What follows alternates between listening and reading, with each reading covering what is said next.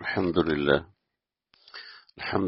نحمده ونستعينه ونستغفره ونعوذ بالله من شرور أنفسنا ومن سيئات أعمالنا من يهده الله فلا مضل له ومن يضلل فلا هادي له ونشهد أن لا إله إلا الله ونشهد أن محمدا عبده ورسوله أما بعد فأعوذ بالله من الشيطان الرجيم بسم الله الرحمن الرحيم يا أيتها النفس المطمئنة ارجعي إلى ربك راضية مرضية فادخلي في عبادي وادخلي جنتي.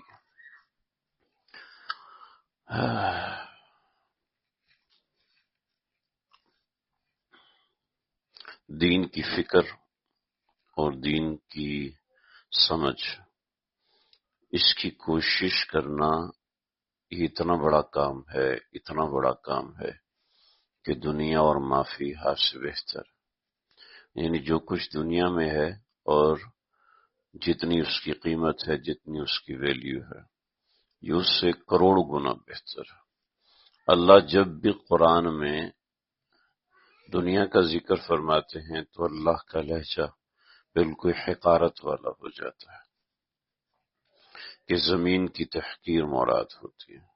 اعلموا انما الحیات الدنیا لہو ولعب وزینۃ وتفاخر بینکم وتکاثر فی الاموال والاولاد، دنیا کی زندگی یہ بالکل بیکار، کچھ بھی نہیں۔ اور دنیا جیفت و طالبها کلاب، دنیا تو ایک مردار ہے، یعنی مرا ہوا جانور ہے۔ نبی علیہ الصلوۃ والسلام تشریف لائے، راستے میں چلتے ہوئے ایک روڑی پر آئے، اس روڑی پر ایک بکری کا بچہ مرا ہوا پڑا تھا، اس پہ مکھیاں بھن بھنا رہی تھی اور سارا کچرا مچا ہوا۔ آپ علیہ الصلوۃ والسلام نے فرمایا کہ کوئی ہے جو اس کو خریدے، تو صحابہ نے عرض کیا کہ کوئی بھی اس کو نہیں خریدے گا، 1 درہم میں خریدو، 2 درہم میں، اس کا تو کوئی بھی نہیں کچھ بھی دے گا۔ فرمایا کہ یاد رکھو اللہ کی نظر میں دنیا کی حیثیت یہ ہے، لو كانت الدنيا عند الله مثل جناح بعوضة ما سقى منه كافرا شربة، دنیا کی حیثیت اللہ کی نظر میں مچھر کا پر بھی ہوتی تو اللہ کافروں کو ایک گھونٹ پانی بھی نہ پلاتا۔ اگر اللہ کو اس بات کا ڈر نہ ہوتا کہ سارے لوگ امت وحدہ بن جائیں گے تو اللہ کافروں کے گھروں کی چھتوں کو چاندی کا بنا دیتا۔ وہ جس جگہوں پہ بیٹھتے ہیں ان کے وسادوں کو، ان کے تکیوں کو اللہ سونے کا بنا دیتا۔ سورہ زخرف کے اندر کیا سمجھانا چاہ رہے ہیں اللہ، کیا بتانا چاہ رہے ہیں اللہ؟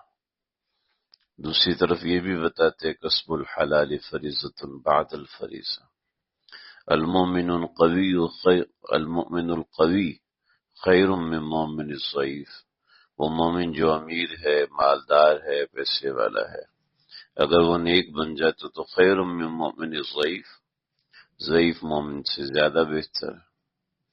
حضرت عثمان کو دیکھو کھرب پتی، حضرت عبد الرحمن بن عوف کو دیکھو کھرب پتی، حضرت طلحہ کو دیکھو کھرب پتی، حالانکہ عشرہ مبشرہ۔ یہاں ایک فقہا نے نقطہ بیان کیا، فرماتے ہیں کہ حاتم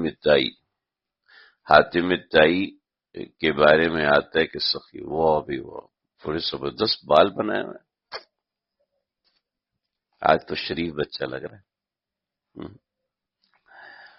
تو حاتم تائی کو لوگ سخی کہتے ہیں، حضرت عثمان کو لوگ غنی کہتے ہیں۔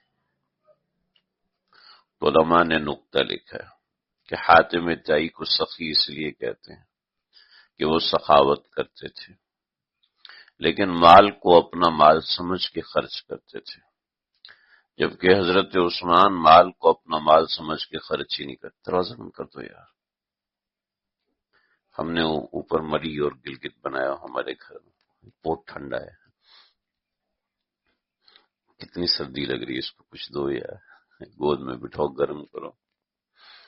حضرت عثمان اپنے مال کو اپنا مال سمجھتے ہی نہیں تھے، وہ اس کو سمجھتے یہ تھے کہ یہ اللہ کا مال ہے، اللہ کے راستے میں دے رہا ہوں۔ ایک صحابی آئے، یا رسول اللہ مجھے مال چاہیے اللہ کے راستے میں، جہاد اور یہ اس کے لیے۔ بزرگوں سے روایت سنی ہے، یقیناً انہوں نے کہیں پڑھی ہوگی، میں نے خود بذات خود یہ روایت نہیں پڑھی۔ آپ نے حضرت عثمان کے پاس بھیجا، جب دروازے پہ پہنچے تو لڑائی کر رہے ہیں بیگم سے، تو نے چراغ میں تیل زیادہ کیوں ڈالا؟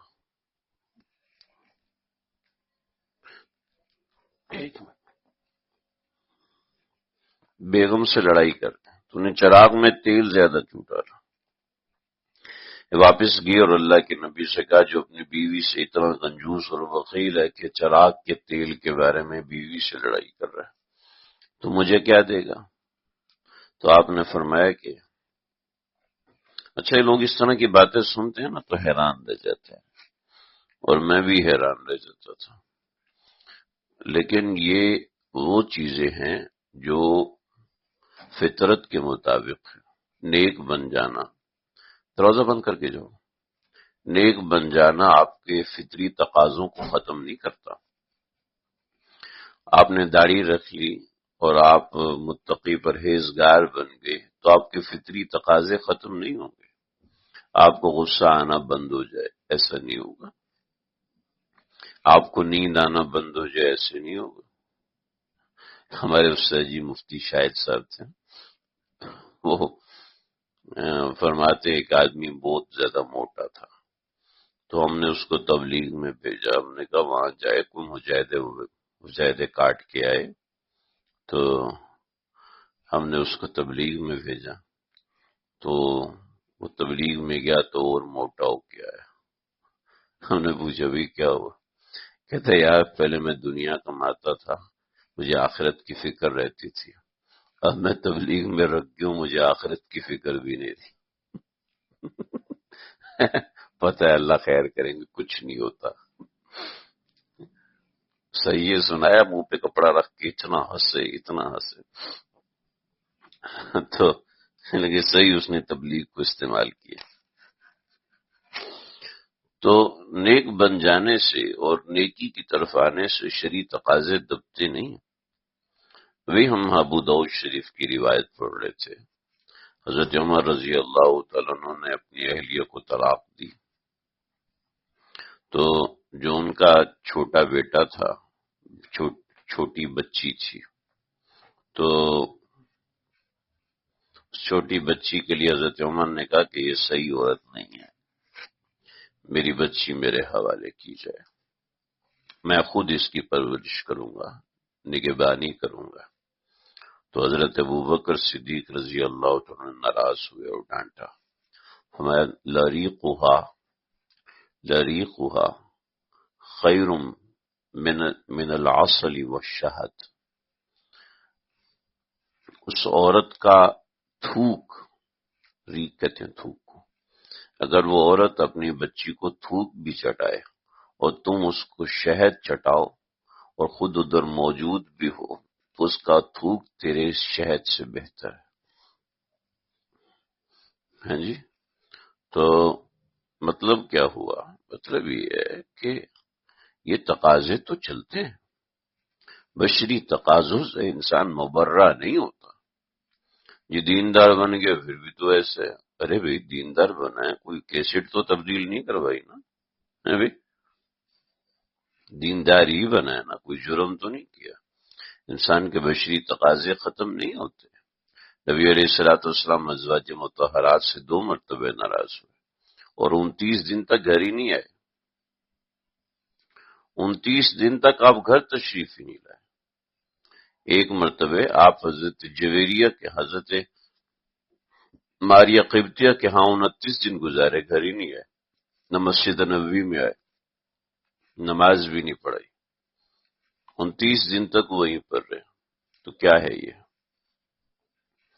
بشری تقاضے انسان سے ختم نہیں ہوتے۔ ہم شریعت کو دیکھیں، شریعت کو سمجھیں۔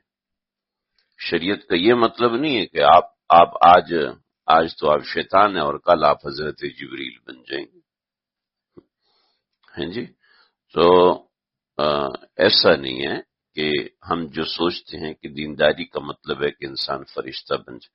وہ دینداری کا مطلب انسان یہ نہیں کہ انسان فرشتہ ہے۔ دینداری کا مطلب یہ نہیں کہ اس سے غلطی نہیں ہوگی، ہو سکتی ہے غلطی، کسی سے بھی ہو سکتی ہے، بڑے سے بھی غلطی ہو سکتی ہے، بڑے سے بڑا آدمی غلطی کر سکتا ہے۔ تو غلطی سے کوئی پاک نہیں، غلطی سے کوئی مبرہ نہیں۔ حضرت ابوبکر سے لے کے آخری صحابی تک کوئی غلطی سے مبرہ نہیں، آخری انسان تک کوئی غلطی سے مبرہ نہیں۔ تو غلطی ہم حضرت مولانا منظور احمد نعمانی صاحب کو گورنمنٹ آف انڈیا نے خط لکھا کہ ہمیں مسلمانوں سے شکوہ ہے، شکایت ہے۔ کیا شکوہ ہے، کیا شکایت ہے جی؟ کہا مسلمانوں کے جتنے بھی ہیرو ہیں سارے غیر ہندوستانی ہیں۔ محمد عربی صلی اللہ علیہ وسلم عرب، ابو بکر صدیق عرب، عمر فاروق عرب، صلاح الدین ایوبی دوسرے علاقے کا، نور الدین زنگی دوسرے علاقے کا، اور سلطان ٹیپو یہ تو چلو یہیں کے لوگ ہیں۔ تو مسلمانوں کا جو بھی ہیرو ہے سارے باہر سے آتے ہیں۔ محمود غزنوی باہر سے آتے ہیں۔ تو جتنے مسلمانوں کے ہیرو ہیں، امام ابو حنیفہ باہر کا آدمی، امام شافعی باہر کا آدمی، امام مالک باہر کا آدمی، احمد بن حنبل کوئی بھی ہندوستانی نہیں۔ تو آپ کے جتنے بھی نیشنل ہیرو یا اسلامک ہیرو یا دینی ہیرو سارے باہر کے ہیں۔ یہاں آپ کا ہندوستان کا کوئی ہیرو ہے ہی نہیں۔ تو حضرت نے جواب لکھا کہ بات اتنی ہے کہ آپ لوگوں کے ہاں مسئلہ بڑا خطرناک ہے، اور وہ خطرناک مسئلہ یہ ہے کہ آپ لوگ کسی بھی ہیرو کو انسان رہنے نہیں دیتے، سیدھا سیدھا بھگوان بنا دیتے ہیں۔ جو بھی آپ کا ہیرو اس کو بت بنایا، اس کے سامنے دو ہاتھ جوڑ کے کھڑا ہو گیا، کسی کو 3-4 خواب آتے ہیں تو وہ بھگوان بن جاتا ہے آپ کا، ٹھیک ہے؟ اور جو ایسا نہیں ہوتا تو وہ دوسرا جنم لیتا ہے، پھر تیسرا جنم لیتا ہے، پھر چوتھا جنم لیتا ہے، کسی میں کتا ہوتا ہے، کسی میں بلی ہوتی ہے، کسی میں کیا ہوتا ہے۔ آج ہمارا بھی کانسیپٹ ہی بن گیا، اگر کوئی نیک آدمی ہے تو وہ فرشتہ ہے، اور اگر کوئی برا آدمی ہے تو وہ شیطان ہے۔ معتدل تو ہم نے رہنا نہیں۔ نیک آدمی ہے اس کا یہ مطلب ہرگز نہیں ہے کہ اس کو غصہ نہیں آئے گا۔ نیک آدمی کا مطلب ہرگز نہیں ہے کہ اس سے کوئی غلطی نہیں ہوگی، اس سے وسوسہ نہیں آئے گا، اس سے گناہ نہیں ہو سکتا، اس سے غلطیاں نہیں ہو سکتی، اس میں کون سی ایسی بات ہے؟ خود حضرت ابوبکر صدیق رضی اللہ عنہ کو غصہ آیا، اور غصہ آ کے قسم کھا لی۔ قسم کھانے کے بعد آپ نے حضرت ابوبکر صدیق کو ناراض ہو فرمایا قسم واپس لو، کفارہ ادا کرو۔ خود نبی علیہ الصلوۃ والسلام نے قسم کھا لی۔ اللہ نے قرآن اتارا فَإِنْ عَاقَبْتُمْ فَعَاقِبُوا بِمِثْلِ مَا عُوقِبْتُمْ بِهِ وَلَئِنْ صَبَرْتُمْ لَهُوَ خَيْرٌ لِلصَّابِرِينَ۔ اب اپنی قسم واپس کریں، اگر آپ ایک کے مقابلے میں ماریں گے تو ایک کو ہی ماریں گے، ایک سے زیادہ نہیں مار سکتے۔ بدر کے موقع پہ سب صحابی رو رہے ہیں۔ حضرت عمر آئے کہ یا رسول اللہ، آپ اور ابو بکر دونوں مل کے رو رہے ہیں، بقیہ سب بھی رو رہے، تو مجھے وجہ بتائیں۔ اگر آپ لوگ کسی وجہ سے رو رہے ہیں جو واقع رونے کی وجہ ہے تو میں بھی آپ کے ساتھ مل کے روتا ہوں، اگر ایسی وجہ نہیں ہے تو مجھے اجازت ہے، میں آپ کو تسلی دیتا ہوں۔ تو میں عمر، جو فیصلہ تم نے اور معاذ بن جبل نے کیا تھا، سعد بن معاذ نے کیا تھا، اب حضرت سعد بن معاذ نے کیا تھا، جو فیصلہ تم نے اور حضرت سعد بن معاذ نے کیا تھا، اللہ کو وہ فیصلہ پسند آیا۔ خدا کی قسم اگر آج عذاب نازل ہوتا تو عمر اور سعد کے علاوہ کوئی بھی نہ بچتا، لیکن اللہ نے فضل فرمایا، معاف کر دیا۔ وہ جو فیصلہ ہوا تھا کہ قیدیوں کو رہا کر دیا جائے اتنے پیسے لے کر، تو وہ جو مشورہ ہوا تو اس مشورے کے خلاف حضرت عمر تھے، حضرت سعد بن معاذ تھے۔ عذاب نازل ہوتا تو آج تم دونوں کے علاوہ تو غلطیاں کس سے نہیں ہوتی بھائی؟ حضرت حمزہ کھڑے ہو گئے، یا رسول اللہ جذبہ جہاد رواں ہے، آپ اجازت دیں، ہم پیچھے ہٹنے والے نہیں۔ انس بن نضر کھڑے ہوئے، یا رسول اللہ آپ اجازت دیں، ہم پیچھے ہٹنے والے نہیں۔ آپ صلی اللہ علیہ وسلم نے فرمایا کہ میں نے دیکھا ہے کہ ایک گائے ہے وہ ذبح ہوئی ہے، اور پھر میری تلوار ہے، میں نے اس کو ہلایا تو اس میں دندانے اس کے پڑ گئے، پھر تھوڑی دیر بعد ہلایا تو وہ ٹھیک ہو گئی۔ آپ نے سے پوچھا صحابہ نے، یا رسول اللہ اس کا کیا مطلب ہے؟ آپ نے فرمایا گائے کا ذبح ہونے کا معنی یہ ہے کہ مسلمانوں کو ابتدائی طور پر، مسلمانوں کو وقتی طور پر ہزیمت اٹھانی پڑے گی، تو آپ کی تلوار میں جو دندانے پڑے ہیں، فرمایا اس کا مطلب یہ کہ ہم سے کچھ غلطی ہوگی جس کی وجہ سے میرا کوئی قریبی اور عزیز مارا جائے گا۔ چنانچہ یہ سب سننے کے باوجود انس بن نضر کھڑے ہوئے، نہ یا رسول ہم تو باہر جا کے لڑیں گے۔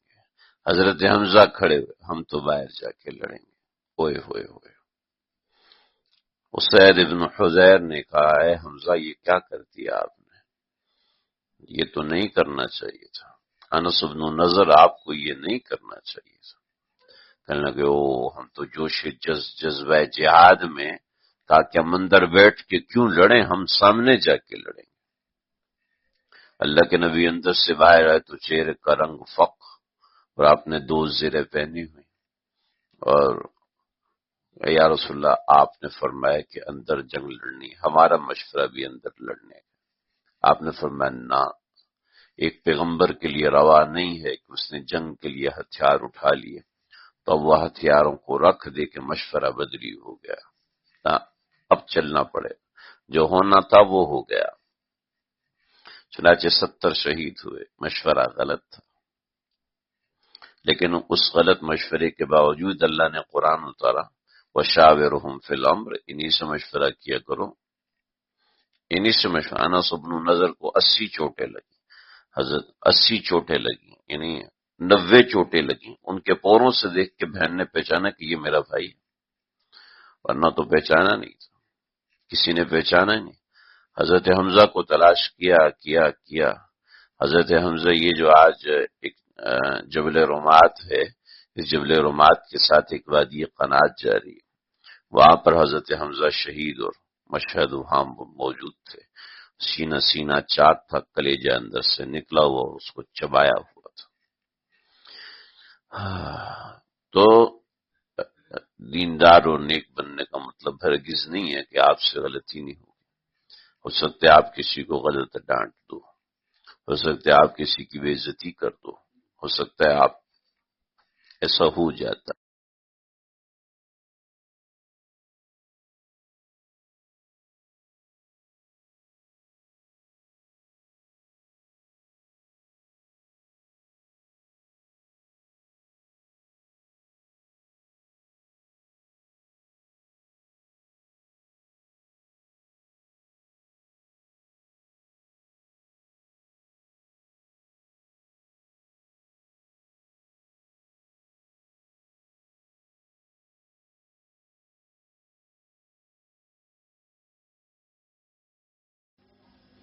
حضرت حاجی امداد اللہ مہاجر مکی رحمۃ اللہ علیہ سے کسی نے آ کے کہا کہ حضرت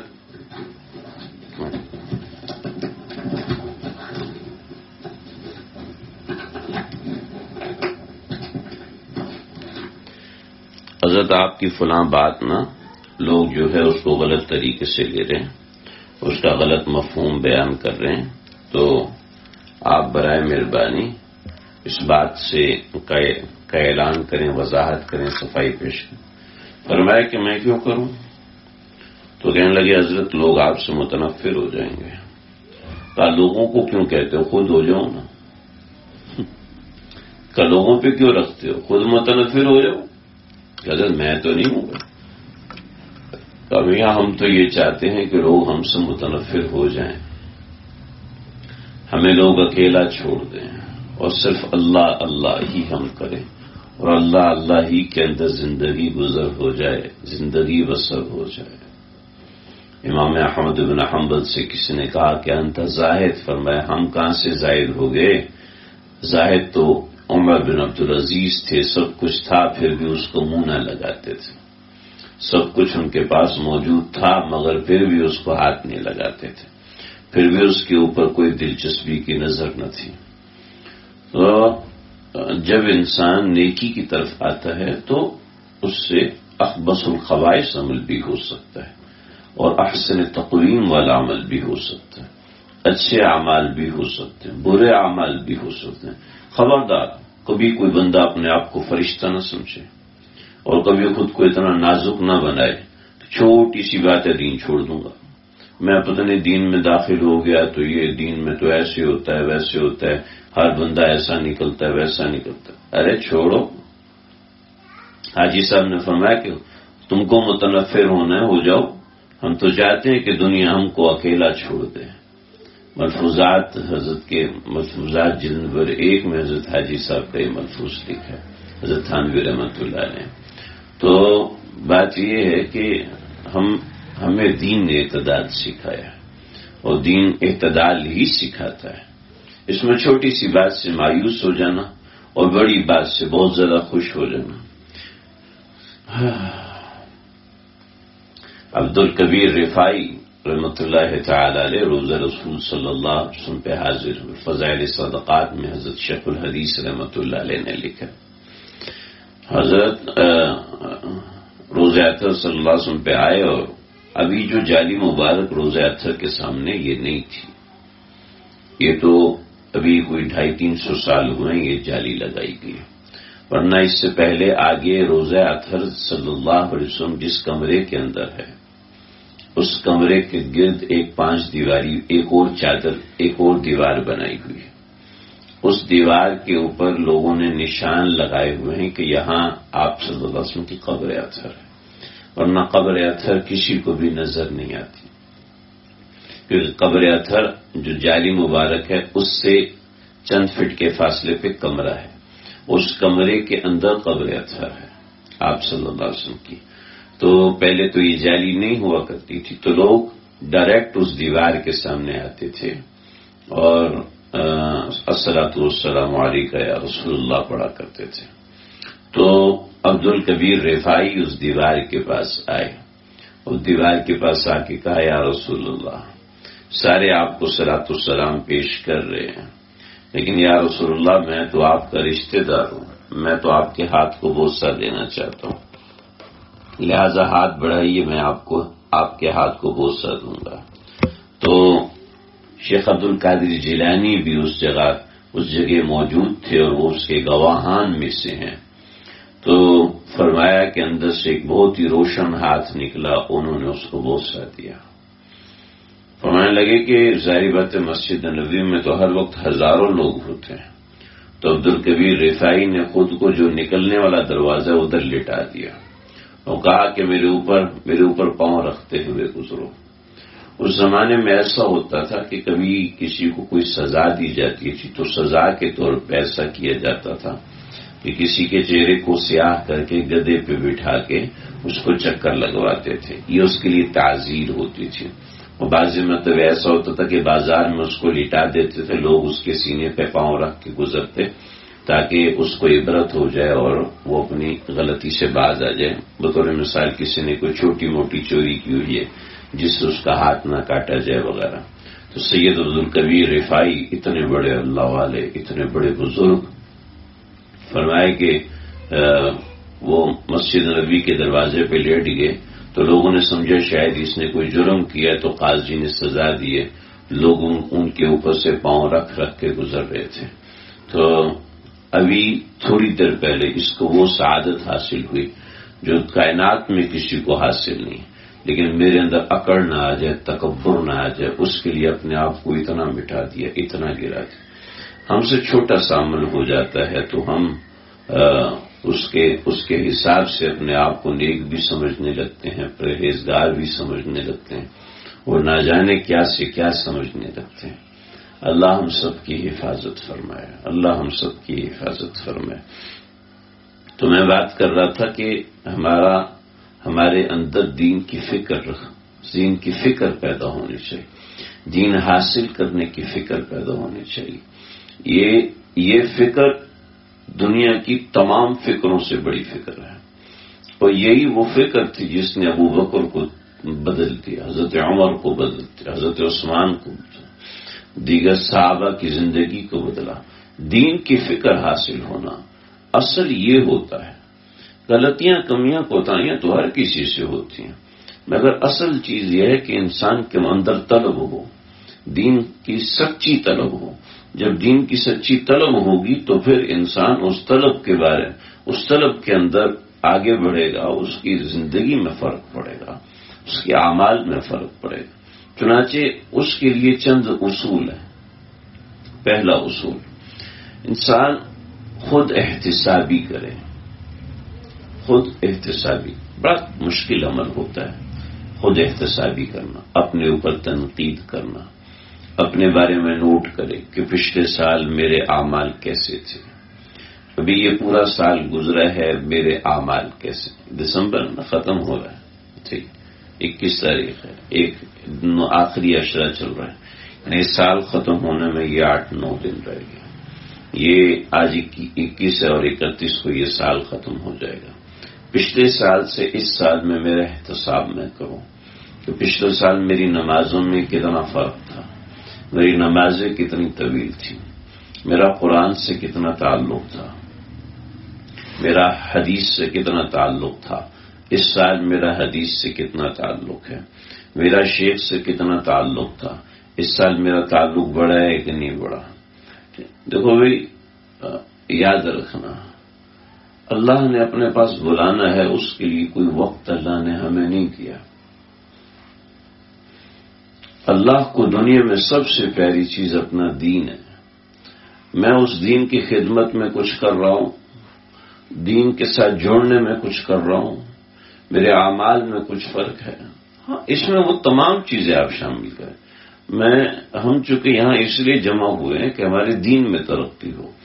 آپ اس کے اندر دیکھیں کہ آپ کی دنیا میں کیا ترقی ہوئی ہے، آپ کا آپ کے بچوں سے تعلق میں کتنی مضبوطی آئی ہے، آپ کا آپ کے گھر والوں سے تعلق میں کتنی مضبوطی آئی ہے، دیگر معاملات میں کتنی۔ خود احتسابی کریں، یعنی اصلاح اور مصلح اور شیخ کے پاس آنے والا آدمی جو اپنی اصلاح کراتا ہے، وہ اور عام آدمی، دونوں کی زندگی میں فرق ہونا چاہیے، دونوں کی حیات میں فرق ہونا، کہ اس کے اخلاق کے رذیلہ حمیدہ میں بدلی ہو، اس کے معاملات و مسائل میں دینداری آ چکی ہے اور کتنی آگے آ چکی، کتنی بڑھ چکی ہے، اس کی فکر ہو۔ یہ فکر اصل یہ، اس میں نہ ہنسنا منع ہے، نہ بولنا منع ہے، نہ انٹرٹینمنٹ منع ہے، نہ بچوں کے ساتھ آنا جانا، گھومنا پھرنا، کوئی منع نہیں۔ دین اور شریعت تو صرف اس لیے کہ وہ ہماری زندگی کو بلڈ کرے، اس لیے نہیں کہ وہ ہم سے وقت مانگتے رہیں کہ آپ لوگ جناب مسجد میں بیٹھے رہو، رونی شکل بنا کے دعائیں مانگتے رہو۔ دین آپ سے یہ نہیں مانگتا، دین آپ سے ہرگز یہ نہیں مانگتا، کہ دین تو آپ سے یہ چاہتا ہے کہ آپ کی زندگی بہتر ہو، آپ کی زندگی سنورے۔ اگر آپ کی زندگی تنزلی کا شکار ہے تو اس کا مطلب آپ صحیح دیندار نہیں۔ صحابیہ، یا رسول اللہ، میں گھر میں کچھ کھانے کو نہیں، پینے کو نہیں، کچھ صدقہ مجھے کر دیجیے۔ آپ نے فرمایا کہ تمہارے گھر میں کچھ رکھا ہوا ہے، مال رکھا ہوا، کہ کچھ مال نہیں، کہ کچھ سامان رکھا ہوا، کہاں؟ ایک پیالہ ہے اور ایک کمبل ہے۔ آپ نے کہا کہ پیالے میں کیا کرتے ہو؟ کہ پیالے میں کھاتا ہوں، پیتا ہوں، بچے کھاتے ہیں، بچے پیتے ہیں۔ کمبل سے کیا کرتے ہو؟ کہ رات کو ہم کمبل اوڑھتے ہیں، کچھ حصہ اوڑھتے ہیں، کچھ حصہ استعمال نیچے بچھاتے ہیں۔ آپ نے فرمایا دونوں چیزیں لے آؤ، دونوں چیزیں لے کر آ گئے۔ صحابہ سے عرض کیا، جس کو کہتے بھائی میں یزید، نیلامی۔ آپ نے فرمایا کہ ہاں بھائی، کون اس کو خریدے گا؟ تو ایک نے کہا رسول اللہ، ہاں میں اس کو 1 درہم میں خریدوں گا۔ اب اس میں بھی آپ دیکھیں اللہ کے نبی کی اخلاق کی حمیدہ اور صحابہ کرام کا طرز معاشرت۔ اللہ کے نبی بیچ رہے ہیں تو بڑھ کے قیمت لگاؤ، جو ہے سب دے دو، اللہ کے نبی کے ہاتھ سے لے رہے ہیں۔ صحابہ کرام کیا عجیب لوگ تھے، ہم جیسے لوگ ہوتے تو شریعت بن ہی نہ سکتی. ہر معاملے میں معتدل، ہر طریق میں معتدل. ایک صحابی کو کھڑا کیا، ہاں بھائی مسجد میں آؤ، فجر کی نماز پڑھیے. جی یا رسول اللہ پڑھیے. تو مسجد میں آ کے ڈائریکٹ بیٹھ کے اٹھو، 2 رکعت نماز پڑھو اور مختصر پڑھنا. اب اٹھ کے 2 رکعت نماز پڑھنے صحابہ کو ویسے دیکھو، اس کو دیکھا کہ اس کے کپڑے بہت زیادہ پرانے ہیں، حالت بہت زیادہ نادر مریضوں والی ہوئی پڑی. تو آپ کے صحابہ نے سمجھ لیا کہ اللہ کے نبی نے اس کو کیوں کھڑا کیا، اس کی حالت بہت زیادہ خراب ہے. جب باہر نکلے تو جیبیں بھر چکی تھی. کیا انداز تربیت اللہ کے نبی کہ اب صحابہ کے نام سے چاہتے ہیں کہ پیسے نکالو، صدقے کرو، اس کو کھلاؤ پلاؤ، اس کو موٹا کرو.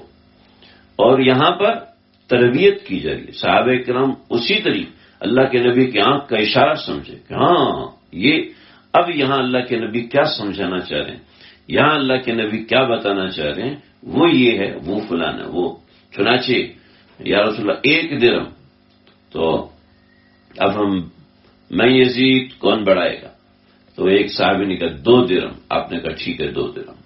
2 درہم میں یہ دونوں چیزیں دیں اور 2 درہم اس کے حوالے کی. فرمایا ایک کلاڑی لے کے آؤ بازار سے.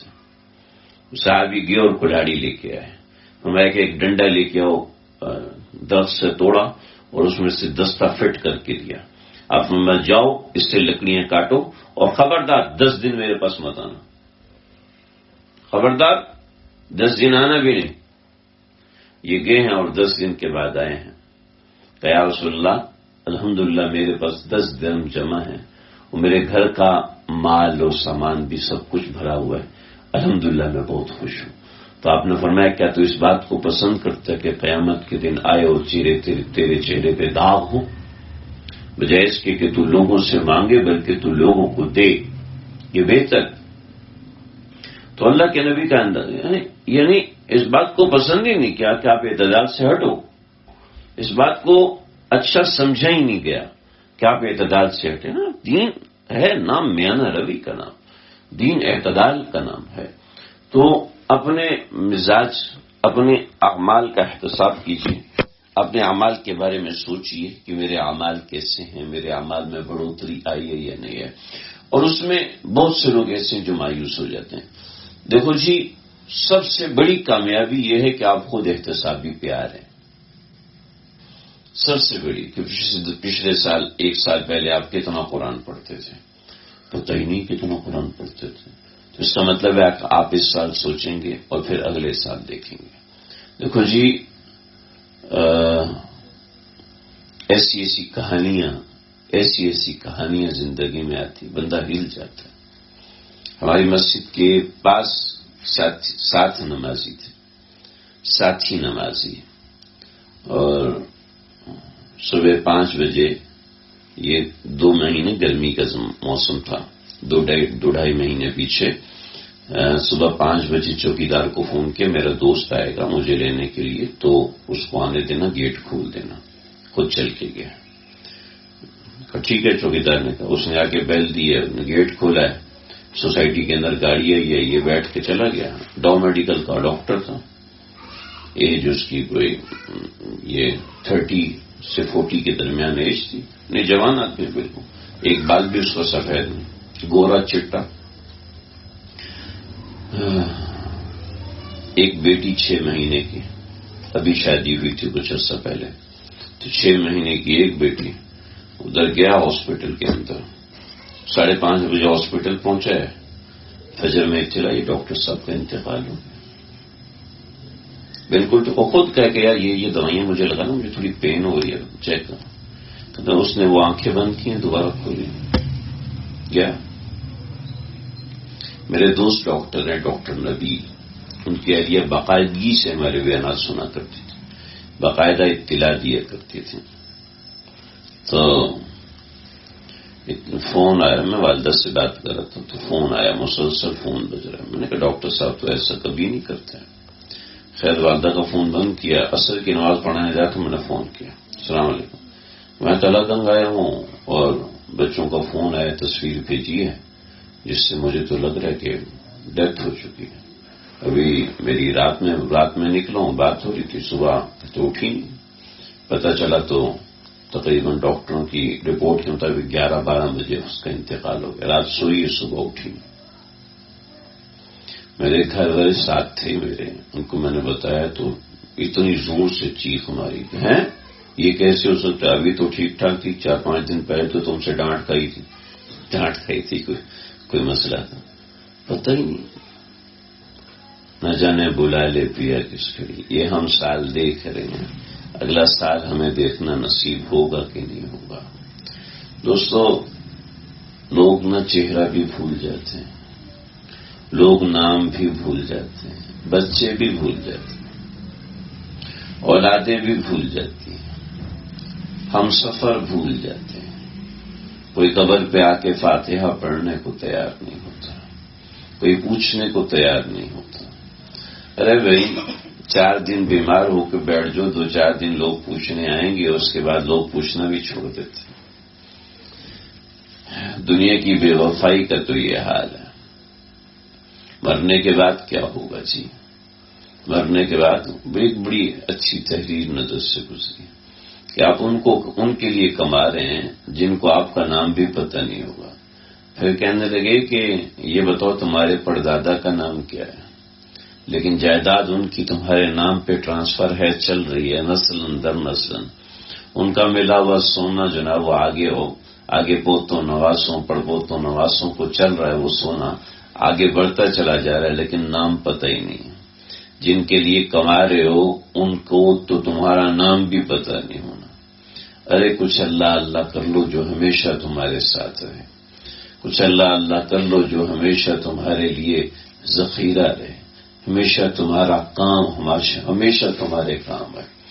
کچھ چیزیں ایسی ہیں جو کبھی ضائع نہیں ہوتی، اور وہ چیز ہے کسی کے ساتھ کی ہوئی اچھائی، وہ چیز ہے کسی کے ساتھ کی ہوئی نیکی جو کبھی کبھی کبھی بھی ضائع نہیں ہوتی۔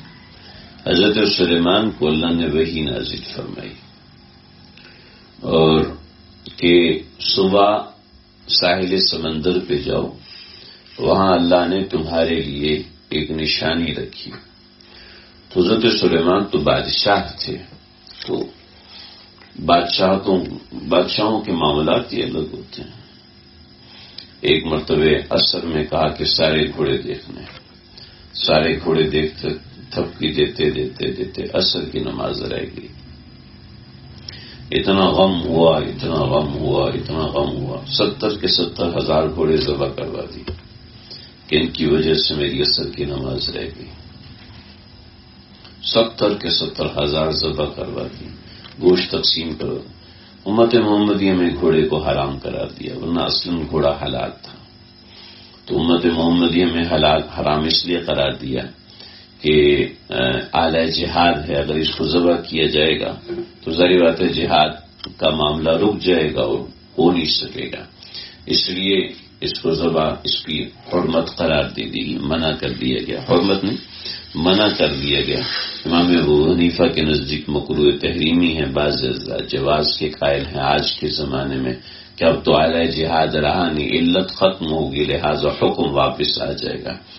امام شافعی کے نزدیک مکروہ تنزیہ ہے، ہمارے نزدیک تحریمی ہے، جب اللہ کے نبی نے منع کر دیا تو بات ختم۔ تو اب اس کے آگے علت اور قیاس نہیں چلتا، تو گھوڑے ذبح کرائے اور گوشت بانٹ دیے، 70,000 گھوڑے۔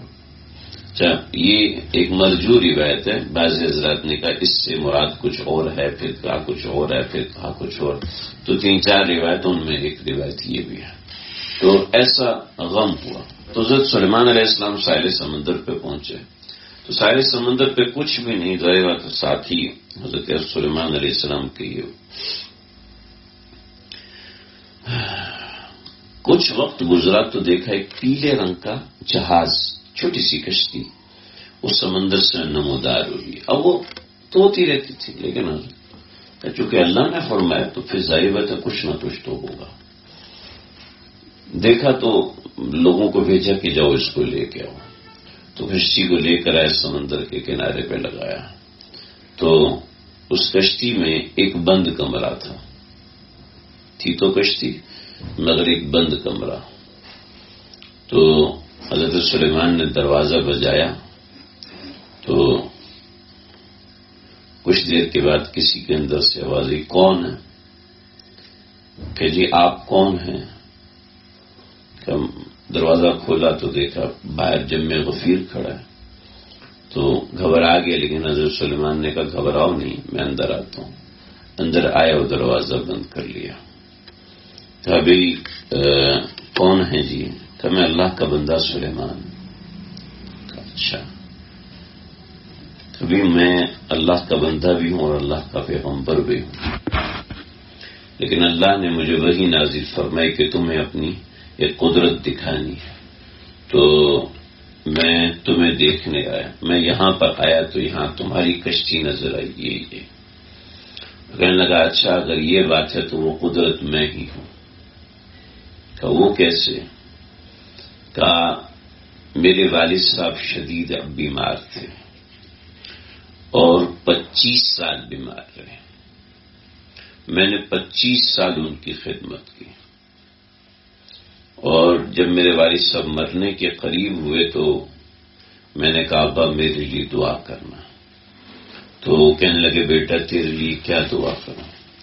کہ میرے لیے یہ دعا کرنا کہ اللہ مجھے لمبی عمر دے. اللہ نے یہ دعا والد صاحب نے کی اور انتقال ہو گیا.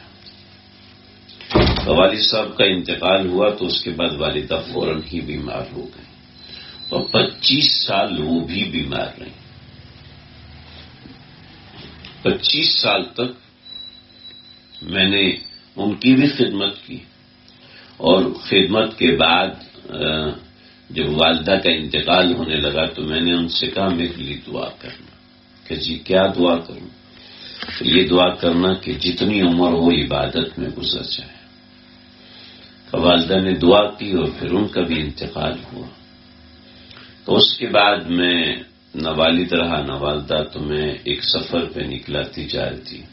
اپنی کشتی لی تو اچانک آنند فانند اس کشتی کے اوپر ایک کمرہ بن گیا، اور مجھے من جانب اللہ حکم ہوا کہ یہ کمرہ تیرا ہوا، اب ہم اس کو خود چلائیں گے اور تم اس کے اندر عبادت کرو. تو میری عمر تھی اس وقت 200 برس، اور اس کے بعد سے نہ جانے کتنے برس گزر چکے. میں اس کشتی میں ہوں. ایک پیلے رنگ کا کے کھانے سے یہ پلیٹ بھر جاتی ہے، اس کو میں کھا لیتا ہوں. 24 گھنٹے میں تر و تازہ رہتا ہوں، نہ مجھے نیند آتی ہے، نہ مجھے غصہ آتا ہے، نہ مجھے کسی انسان کو دیکھنے کی ضرورت ہے. میں ہر وقت الحمدللہ عبادت میں لگا رہتا ہوں. وہ 24-25 سال کی عمر کا نوجوان لگ رہا تھا کہ جس کی عمر کتنی بڑی تھی. میں کہ تم نے کس پیغمبر کے ہاتھ پہ اسلام قبول کیا؟ کہ میں نے جوانی میں حضرت ابراہیم علیہ السلام کے ہاتھ پہ اسلام قبول کیا تھا. حضرت ابراہیم، پھر حضرت اسحاق، پھر حضرت یعقوب، پھر حضرت یوسف، اور پھر حضرت یوسف علیہ السلام کے بعد زمانہ چلتا گیا، اور پھر حضرت داؤد، اور پھر حضرت سلیمان. ٹھیک ہے، تو یہ پیغمبر یعنی حضرت ابراہیم سے حضرت داؤد تک کا زمانہ اس نے اتنی لمبی عمر کہ کیا ہے کہ کچھ اعمال ایسے ہوتے ہیں جن کا اثر بڑا لمبا باقی رہتا ہے، بڑا لمبا باقی رہتا ہے. ایک اور چونکہ لمبی عمر کا قصہ چل رہا ہے تو ایک اور بتاتا ہوں.